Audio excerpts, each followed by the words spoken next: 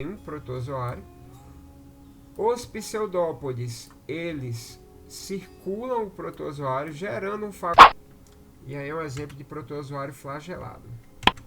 Depois disso, nós temos os esporozoários. No caso, os esporozoários é interessante. Olá pessoal, bem-vindos ao Curto e Grosso, Ciências sem Enrolação. Continuando a nossa série sobre protozoários, na nossa videoaula de hoje, nós iremos falar sobre os tipos de protozoário, né?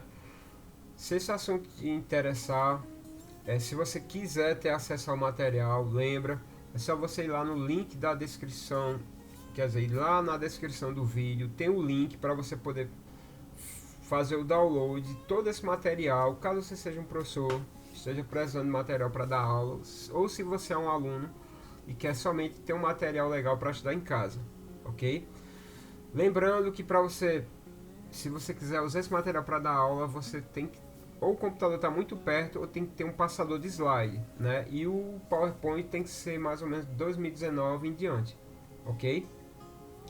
Então, se esse assunto te interessa, pessoal, permaneça conosco e vamos à vinheta.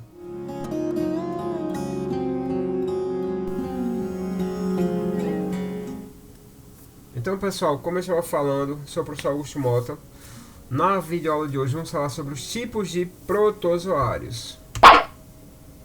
Basicamente, em relação aos tipos de protozoários, nós vamos ter o seguinte, olha só. Primeiro, nós vamos ter os esporozoários, salientando o seguinte, vejam bem pessoal, basicamente os protozoários eles são classificados de acordo com o tipo de locomoção que eles têm. É em relação ao seu tipo de locomoção que o protozoário ele vai receber a sua classificação. Então nós vamos ter os esporozoários, vamos ter os flagelados, vamos ter os protozoários que se locomovem por pseudópodes, vamos ter os ciliados e fora isso nós vamos ter também os protozoários que têm ausência de locomoção, né? Aí primeiramente vamos ver os protozoários que se locomovem por pseudópodes. No caso aqui, como eu falei antes, olha só, os protozoários eles são classificados de acordo com a sua estrutura de locomoção, né? Então, de acordo com a estrutura de locomoção é que o protozoário ele vai receber a sua classificação, né? Então, se ele é ciliado, desculpa, se ele é esporozoário, né? Que é no caso a ausência de estrutura locomotiva, então é de acordo com a estrutura de locomoção a classificação. Depois, você vai ter os sarcodíneos ou risópodes, que são aqueles protozoários que se locomovem por pseudópodes. Como exemplo aqui de um sarcodíneo, eu tenho a ameba, né? No caso, lembrando que essa palavra pseudópode quer dizer falsos pés. Então, o que é um pseudópode? Um pseudópode ele é nada mais nada menos que o prolongamento do citoplasma da célula do protozoário. Então, ele se locomove alongando o seu citoplasma junto com a membrana. Então, esse alongamento recebe o nome de pseudópode e o processo é chamado de pseudopodia. Como exemplo aqui nós temos no caso aqui uma ameba, né? Então eles são chamados de sarcodíneos.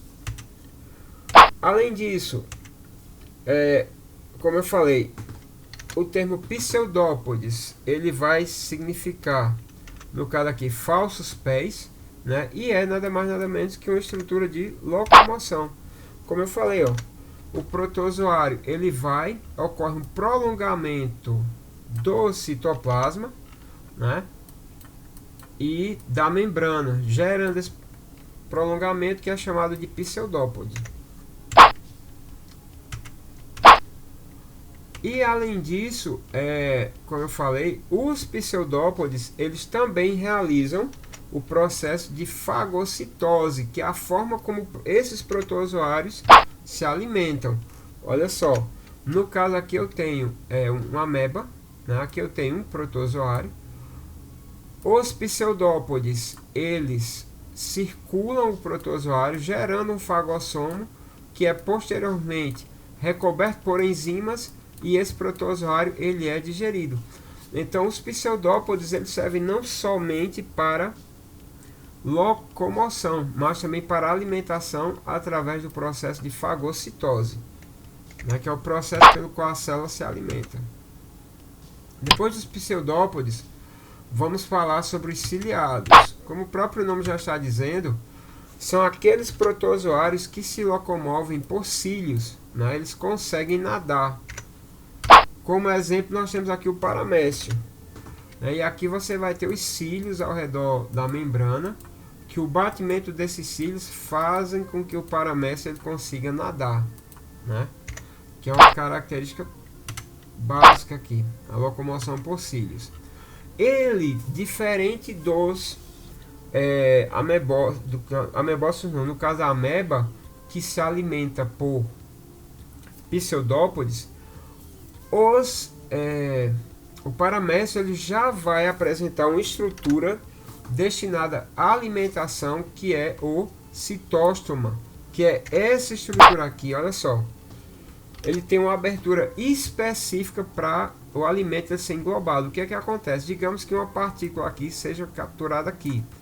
Ela é arrastada pelos cílios até o citóstoma, onde ela é englobado, é envolto em um fagossomo, digerido e posteriormente eliminado. Mas os ciliados eles já apresentam um sulco ou abertura oral, que é o citóstoma, né, que é uma novidade evolutiva nesses protozoários aqui. Eles não se alimentam por fagocitose, não. Eles vão ter uma abertura oral, no caso chamado de citóstoma, né? Além disso, né, como exemplo, nós vamos ter o paramécio. Isso aqui é uma foto, né, é um exemplo de um protozoário ciliado, paramécio. No caso, pseudópodos sarcodíneos, como exemplo, vocês viram a ameba. Além disso, nós temos os flagelados. Como o próprio nome já diz, são aqueles protozoários cuja locomoção vai se dar por flagelo, né? Como nós temos aqui um exemplo de um flagelo, é o batimento do flagelo que vai gerar a locomoção. Como exemplo aqui nós temos o tripanossoma, né? Que é um exemplo do protozoário causador da doença de Chagas, e ele se locomove pelo batimento do seu flagelo. Tá vendo aqui, pessoal? Pelo batimento do flagelo. Então, é um exemplo de protozoário flagelado. Além disso, tanto eles podem apresentar vida livre, como também podem ser parasitas, como no caso aqui, o Trypanosoma cruzi, que causa a doença de Chagas, né? Aqui nós temos aqui como exemplo a questão do chagoma, né, que é essa estrutura aqui, ó, tá vendo?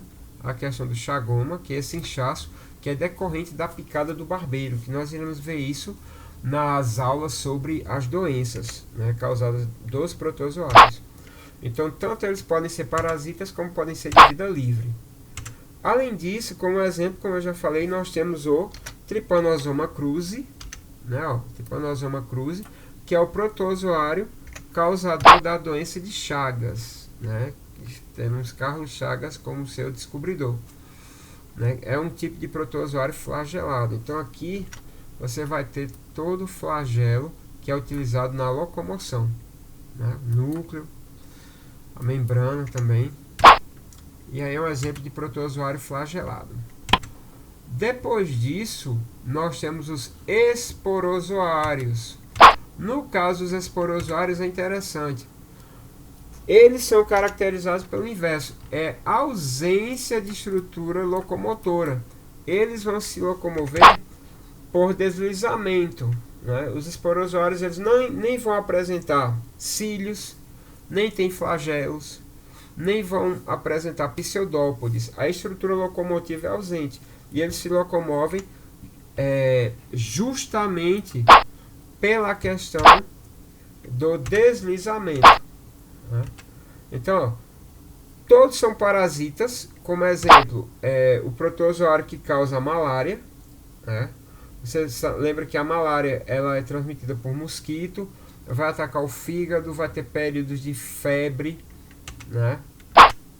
Períodos de febre, febre de 3 em 3 dias, que aqui você tem o ciclo da malária, né? Ele vai atacar tanto o fígado como as células do sangue.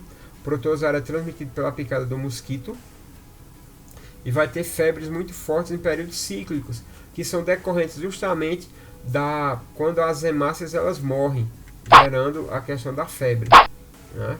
E aqui alguns sintomas como dor de cabeça, fadiga, náuseas, vômitos, dores musculares, febres fortes, né? No caso aqui nós temos a questão da malária, que nós iremos abordar isso bem melhor posteriormente.